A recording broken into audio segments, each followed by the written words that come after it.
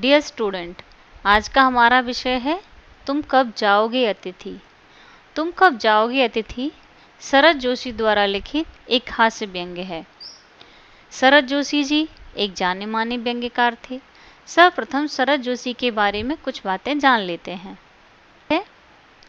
शरद जोशी जी का जन्म 21 मई 1931 को उज्जैन में हुआ, जो मध्य प्रदेश में है, और उनका निधन 5 सितंबर 1991 मुंबई में हुआ। शरद जोशी जी अपने समय के अनूठे व्यंग्य रचनाकार थे। अपने वक्त की सामाजिक, राजनीतिक और सांस्कृतिक विसंगतियों को उन्होंने अत्यंत पैनी निगाह से देखा। अपनी पैनी कलम से बड़ी सफाई गोई के साथ उन्हें सटीक शब्दों में व्यक्त किया। पहले वह व्यंग्य नहीं लिखते थे, लेकिन बाद में उन्होंने अपनी आलोचना से खिन्न होकर व्यंग्य लिखना शुरू कर दिया। वह देश के पहले व्यंग्यकार थे जिन्होंने पहली दफा मुंबई में चकल्लस के मंच पर 1968 में गद्य पढ़ा और किसी कवि से अधिक लोकप्रिय हुए। जहां एक तरफ परसाई के व्यंग्य में कड़वाहट अधिक है, वहीं जोशी के व्यंग्य में हास्य, कड़वाहट, मनोविनोद और चुटीलापन दिखाई देता है, जो उन्हें प्रिय रचनाकार बनाता है। शरद जोशी आजकल के व्यंग्यकारों की तरह बाजार को देखकर नहीं लिखते थे।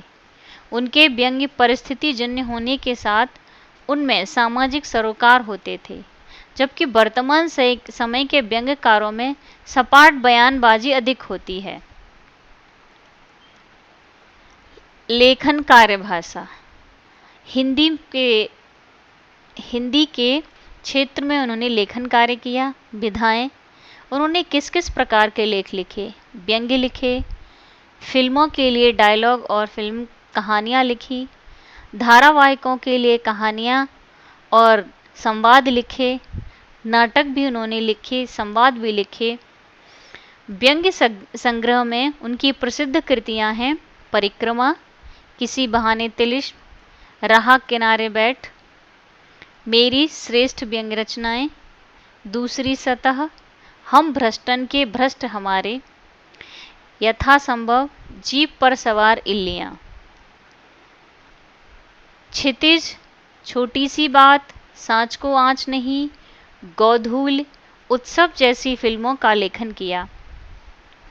धारावाहिक में ये जो है जिंदगी, विक्रम बेताल, सिंहासन बत्तीसी, वाह जनाब, देवी जी, प्याले में तूफान, दाने अनार के, ये दुनिया गजब की आदि धारावाहिकों के लिए लेखन कार्य किया। सब चैनल पर उनकी कहानी और व्यंग्य पर आधारित सिटकॉम लापतागंज काफी पसंद किया गया। इस प्रकार शरद जोशी जी एक जाने माने और बड़े ही सहज हृदय हास्य रचनाकार थे। अब पाठ का व्याख्यात्मक अध्ययन। आज तुम्हारे आगमन के चतुर्थ दिवस पर यह प्रश्न मन में बार बार घुमड़ रहा है, तुम कब आओगे अतिथि। अतिथि को आए हुए 4 दिन हो गए हैं और यह प्रश्न उनके बार बार मन में आ रहा है लेखक के कि आखिर अतिथि कब जाएगा उनके घर से। वो अतिथि के लिए कहते हैं, तुम जहां बैठे निसंकोच सिगरेट का धुआं फेंक रहे हो, उसके ठीक सामने एक कैलेंडर है। वो बोलते हैं कि जहां पर बैठकर तुम आराम से जो सिगरेट का धुआं उड़ा रहे हो, उसके सामने कैलेंडर भी है। देख रहे हो ना, अर्थात तुम्हें कैलेंडर दिखाई दे रहा है कि नहीं दे रहा है। इसकी तारीखें अपनी सीमा में नम्रता से फड़फड़ाती रहती हैं, अर्थात इसकी तारीखें भी तुम्हें अपनी सीमा में रहकर बार बार बता रही हैं कि तुम्हें कितने दिन हो गए हैं। विगत 2 दिनों से मैं तुम्हें दिखाकर तारीखें बदल रहा हूँ। अतः लेखक बताना चाहता है कि 2 दिन हो गए और मैं तुम्हें यह बताना चाहता हूँ कि तुम्हें 4 दिन हो चुके हैं। आज कौन सी तारीख है? तुम कौन सी तारीख में आए थे? तुम जानते हो? अगर तुम्हें हिसाब लगाना आता है कि चौथा दिन है। वो बोलते हैं कि तुम जानते हो, देखो ये तारीख बदल रहा हूँ। तुम्हें पता भी है, तुम्हें हिसाब लगाना आता है कि चौथा दिन, अर्थात 4 दिन हो गए तुम्हें मेरे घर में रहते रहते। तुम्हारे सतत आतिथ्य का चौथा भारी दिन। सतत मतलब लगातार, आतिथ्य मतलब मेहमान नवाजी। तुम्हारी मेहमान नवाजी करते हुए मुझे चौथा दिन हो गया और ये चौथा दिन मेरे लिए बहुत भारी है, अर्थात कष्टकारक है। पर तुम्हारे जाने की कोई संभावना प्रतीत नहीं होती, परंतु मुझे बिल्कुल भी आभास नहीं हो रहा कि अब तुम जाने वाले हो। लाखों मील लंबी यात्रा करने के बाद वे दोनों एस्ट्रोनॉट भी इतने समय चांद पर नहीं रुके थे।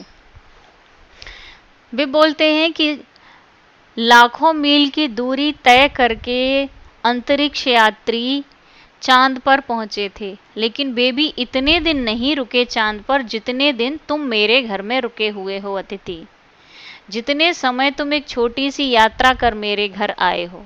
वो बोलता है कि लंबी यात्रा करके चांद पर पहुंचे एस्ट्रोनॉट भी इतने समय तक चांद पर नहीं पहुंचे जितनी तुम छोटी सी एक यात्रा करने के बाद मेरे घर पर अभी तक रुके हुए हो। तुम अपने भारी चरण कमलों की छाप मेरी जमीन पर अंकित कर चुके हो।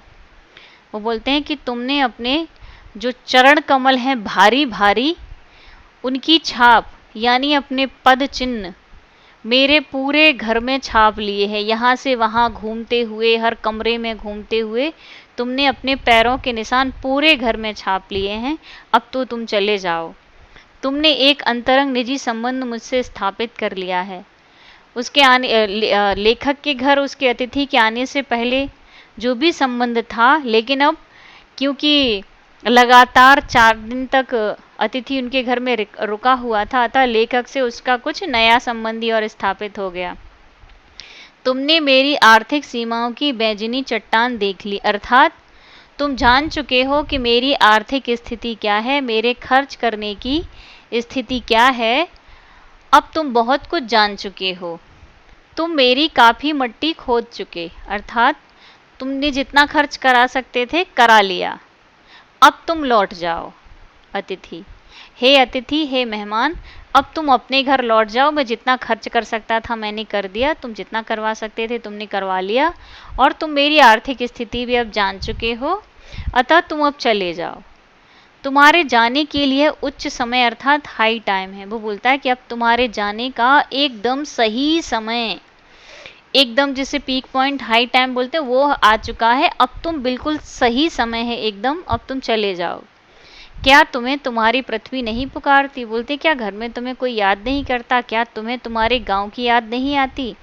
क्या तुम जहाँ रहते हो वहाँ के लोग तुम्हें याद नहीं करते? तो तुम मेरे घर से क्यों नहीं जा रहे हो? उस दिन जब तुम आए थे, लेखक कहता है कि जब तुम मेरे घर पे आए थे मेरा हृदय किसी अज्ञात आशंका से धड़क उठा था। अर्थात लेखक का हृदय किसी अज्ञात आशंका, अज्ञात अर्थात बिना जानी, आशंका मतलब संदेह, उन्हें लगा ही था कि अब तो अनावश्यक खर्चा आ गया है, इसमें पता नहीं कितना खर्चा होगा, और वे घबरा उठे थे। अंदर ही अंदर कहीं मेरा बटुआ कांप गया। इस कथन के माध्यम से लेखक कहना चाहता है कि मेरी जो अर्थव्यवस्था थी वो तो डामाडोल लग ही रही थी, साथ ही मेरा बना हुआ बजट बिगड़ने वाला है, ऐसी आशंकाओं ने भी मुझे घेर लिया। उसके बावजूद एक स्नेह भीगी मुस्कुराहट के साथ मैं तुमसे गले मिला था। अज्ञात आशंकाओं ने घेर लिया कि पता नहीं अब घर का माहौल कैसा होने वाला है, आर्थिक स्थिति कैसी होने वाली है, बजट कहाँ तक बैठेगा, पूरा बजट गड़बड़ा जाएगा, न जाने कितना खर्चा होगा अतिथि के सत्कार में।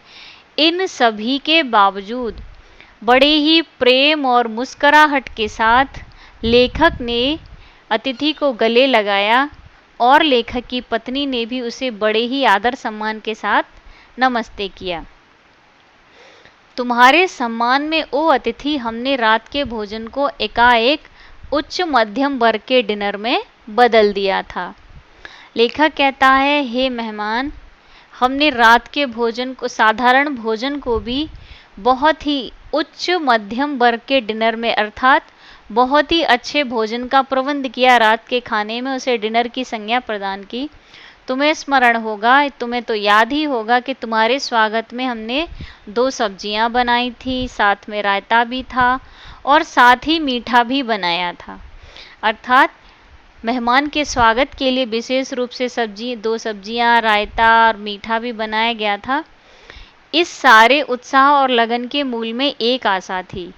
ये सभी जो स्वागत सत्कार किया गया लेखक के द्वारा, ये सभी उसका मुस्कुराहट के साथ स्वागत करना, पत्नी का सादर नमस्ते करना, फिर रात के भोजन को डिनर में बदल देना, ये सब इसके लिए था क्योंकि लेखक को एक आशा थी। और आशा क्या थी कि दूसरे दिन किसी रेल से एक शानदार मेहमान नवाजी की छाप अपने हृदय में ले तुम चले जाओगे। मैंने जो भी तुम्हारा आदर सत्कार किया है, वो सारे आदर सत्कार की याद तुम अपने हृदय में रखकर दूसरे ही दिन किसी भी रेलगाड़ी के डब्बे में बैठकर चले जाओगे। हम तुमसे रुकने के लिए आग्रह करेंगे मगर तुम नहीं मानोगे और एक अच्छे अतिथि की तरह चले जाओगे। वो बोलते हैं कि हमारे स्वागत का जो भी स्वागत सत्कार था वो सब तुम्हारे हृदय में रहेगा और दूसरे ही दिन तुम चले जाओगे।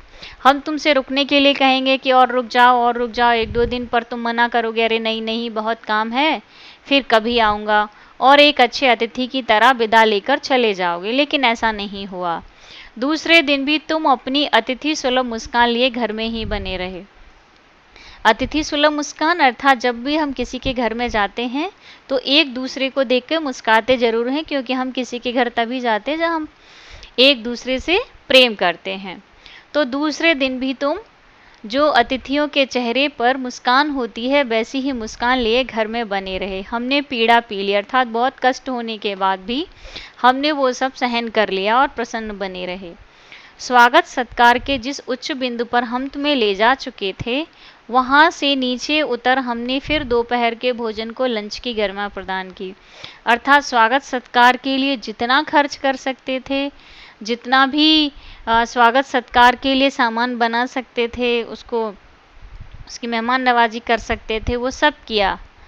फिर उसके बाद भी उन्होंने अपने आर्थिक स्थिति को न देखते हुए दोपहर के भोजन को, अर्थात दोपहर के साधारण भोजन को लंच बनाया, अर्थात उसको थोड़ा और अच्छा भोजन बनाने की कोशिश की। रात्रि को तुम्हें सिनेमा दिखाया, और ऐसा नहीं कि सिर्फ खाना खिलाने के बाद और कोई अन्य मनोरंजन का कार्यक्रम नहीं किया गया, बल्कि रात्रि को थिएटर अर्थात सिनेमा भी दिखाया।